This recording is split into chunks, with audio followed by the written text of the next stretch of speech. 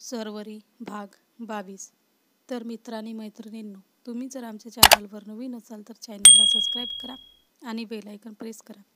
सर्वरी आणि अमनचे चांगले दिवस जात होते, पण इकडे जाधवांच्या घरी मात्र काही चांगलं घडत नव्हते. कारण लिसा होती. ती आजवर जाधवांनी जी कामं कधीच केली नव्हती ती करायला लावत असायची. लिगली लिसाने जाधवांच्या प्रॉपर्टीवर अधिकार मिळवला होता. तसे पुरावे देखील तिच्याकडे होते. अमन, अहो तुम्ही किती काम करता ना, मला बोलायचं आहे तुमच्याशी. तुम्ही 2 मिनटं इथे बसा. सर्वरी आपला राग शांत करत म्हणाली. अमन रूममध्ये इकडून तिकडे कालवर बोलत आपलं फिरत होता. गेले 2-2.5 तास त्याचं असंच चालू होतं. सरूने 2दा नाश्ता आणला होता त्याच्यासाठी, पण महत्त्वाचे काम असेल असा विचार करून ती तशी वागते. मात्र आता तिला राग यायला लागतो, त्यामुळे ती तसं बोलते. झालं, आता होत आहे, अमन आपला मोबाईल बाजूला करत म्हणाला आणि पुन्हा एकदा कालवर बोलायला लागला. पण यावेळी सरू काहीशी चिडूनच त्याच्या हातून मोबाईल काढून घेते. मिस्टर अमन बिझी आहे, ऑफिसमध्ये आल्यावर तुम्ही त्यांच्यासोबत बोला.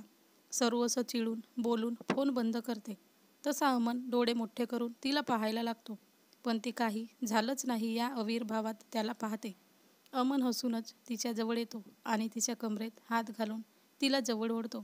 मिसेस अमन, आता तुम्ही जे काही केलं त्यावरून मी तुमच्यावर चिडू देखील शकतो, हे माहीत आहे ना तुम्हाला? अमन सिरियस होत म्हणाला. तुम्ही माझ्यावर चिडणार? सरू बारीक डोळे करून विचारते. पण आता तिचं बोलणं ऐकून तो हाताची घडी घालून हसूनच तिला पाहायला लागतो. मी कसा चिडू शकेन ना तुझ्यावर सरू, हे पण तुला माहीत आहे ना, त्यामुळे असलं काही करत असते. बरं बाबा, सॉरी आता. अमन तिच्यासमोर हार मानत म्हणाला. मिसेस अमनला मिस्टर अमन घाबरतात. सरू मोबाईल बाजूला ठेवत त्याच्यासमोर चमचा नेत म्हणाली. अमन एकदा चमच्याकडे पाहतो आणि एकदा तिला पाहून मग हसूनच खातो. तिचं त्याच्यावर अधिकार गाजवणं आणि स्वतःहून त्याला भरवणं, हे सगळं काही तो एन्जॉय करत होता. छोट्या छोट्या मुवमेंटमधून ती लोकं एकमेकांवरचं प्रेम व्यक्त करत असायची. सरू त्याला बडबडतच भरवायला लागते. अमन तिची बडबड ऐकून स्वतःशीच हसत असतो. तू अशीच बडबडत राहिली ना तरीही चालेल मला, पण आता मला उशीर होत आहे ना, त्यामुळे मी ऑफिसला निघतो. ऑफिसवरून संध्याकाळी घरी आल्यावर पुन्हा तुझी बडबड कंटिन्यू करू हां. अमन तिचे खांदे पकडत तिला बाजूला करत हसूनच म्हणाला. तिला त्याचं बोलणं कळायच्या आधीच तो तिथून गायब झालेला असतो. सरू मात्र काहीशी गुस्स्यातच प्लेट्स उचलून घेऊन जाते. त्याने खाल्ले म्हणून तिला वेगळं समाधान मिळतं. आपला माणूस उपाशी घरातून गेल्यावर आपल्याला जसं जेवण जात नाही तसंच सरूचं होतं. अमन काही खाऊन नाही गेला की ती देखील काही खायची नाही. संध्याकाळी तो घरी येईपर्यंत ती त्याची वाट पाहत असायची. दोघेही मग सोबतच जेवायला बसत असायचे. अमनची आई त्याचा नवीन खुलणारा संसार पाहून आनंदी होत होत्या. सरू त्यांची स्वतःची आईप्रमाणे काळजी घेत असायची. त्यांच्या जखमा तिने बऱ्या केल्या होत्या. रोज रात्री झोपताना त्यांच्या पायांची मालिश करून देणे, अमनला थकून आल्यावर डोक्याचा मसाज करून देणे, हे सगळं काही ती स्वतःच्या मनाने करून देऊन मग गप्प झोपायची. सगळं काम करून देखील ती वेगळीच एनर्जेटिक राहत असायची.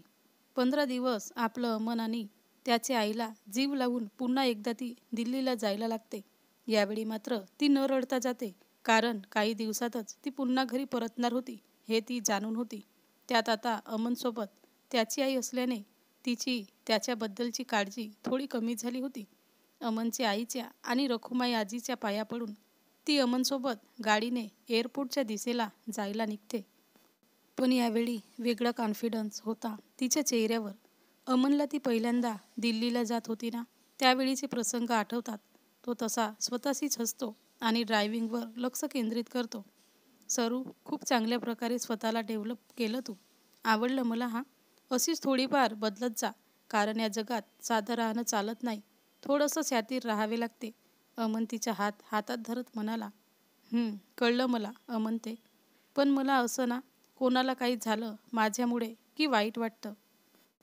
म्हणजे ना, मला कोणी त्रास देण्याचा प्रयत्न केला ना, ते सहन होत नाही मला. मग मी त्यांना उत्तरे देते, पण नंतर मलाच वाईट वाटतं. त्या दिवशी ना, डान्सच्या वेळी तो अभय ना मला बोलला होता, तर मी देखील त्याला उत्तर दिले. तो ना सगळ्यांना लहान समजतो आणि स्वतःला मोठा. हे मला नाही आवडत बघा. आपण कशाला जायचं ना दुसऱ्याला बोलायला. स्वतःकडे लक्ष द्यावे, स्वतःचं काम आणि स्वतःची मेहनत असंच पाहावे असं मला वाटतं. पण हा माणूस मात्र अपोजिट आहे. स्वतः देखील काही करायचं नाही आणि लोकांना देखील मागे खेचायचं, हेच चालू असतं त्याचं. I hate this people. सरू काहीशी विचार करतच म्हणाली. आवडत नाही त्या लोकांपासून दूर राहायचे हे माहीत आहे ना. चिखलात दगड मारल्यावर चिखल आपल्यावर उडतो, तर यामुळे आपण चिखलापासून दूर राहायचं आणि आपलं काम पाहायचं. तो बोलतो ना सगळ्यांना, तर एक दिवस देव त्याला त्याची शिक्षा देईलच. तू फक्त स्वतःवर फोकस कर. असे बरेच लोक येतील ज्ञान द्यायला, त्यांना इग्नोर करायचं आणि पुढे जायचं. तुला माहीत नसेल तर सांगतो, सक्सेसमध्ये असणारे लोक कुठेही गाजावाजा न करता जगापासून थोडेसे दूर राहून सक्सेसफुल बनत असतात. कारण या लोकांना कशाचं काही पडलेलं नसतं. ही लोक सक्सेसच्या मागे राहत असतात.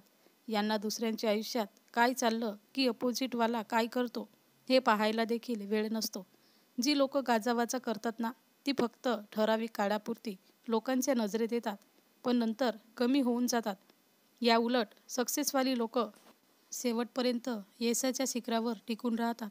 त्यामुळे आता तू विचार कर, तुला काय करायचे आहे आणि काय नाही याचा. मी फक्त तुला ॲडवाईस दिली. बाकी आयुष्याचे तुझ्या निर्णय फक्त तुला घ्यायचे आहे. अमन असं बोलून गाडी थांबवतो. त्याचं बोलणं ऐकत असलेली सरू भानावर येते आणि मनातच काहीतरी ठरवून हसूनच अमनला पाहते. थँक्यू अमन. सरू असं म्हणून अमनला बसल्या जागीच मिठी मारते. ती हसूनच त्याच्या ओठांवर ओठ टेकवून हलका किस करून बाजूला होते. अमन तिला हसूनच पाहतो आणि गाडीच्या बाहेर उतरून तिची बॅग काढून ठेवतो. सरू बाहेर उतरून स्वतःची बॅग हातात घेते आणि एकदा अमनला मिठी मारून एअरपोर्टच्या आतमध्ये जायला लागते. अमन तिला आतमध्ये जाईपर्यंत पाहतो. तिचं प्लेन वर आकाशात उडून गेल्यावर तो तिथून गाडी घेऊन निघून जातो. एक जाता जाता अमनने तिला मार्गदर्शन तर केले होते. त्याच्या मनात आले असते तर त्याने त्या अभयला स्पर्धेच्या बाहेर काढून त्याला त्याची खरी जागा दाखवली असती. पण असं करून सरूला कसं या लोकांना हँडल करायचं ते मात्र कळलं नसतं. या सर्वांचा सारासार विचार करून तो सरूला मार्गदर्शन करून धडे देतो. पण आता त्याला पाहायचं होतं ती नेमकी कशा प्रकारे परिस्थिती सांभाळते. यासाठी तो ड्राईव्ह करता करता आपल्या लोकांना कॉल करून कामाला लावतो. तुम्हाला काय वाटतं, काय करेल सरू, काय होईल अभयचं? याचा विचार सध्या तुम्ही करा. भेटू पुढील भागात लवकरच.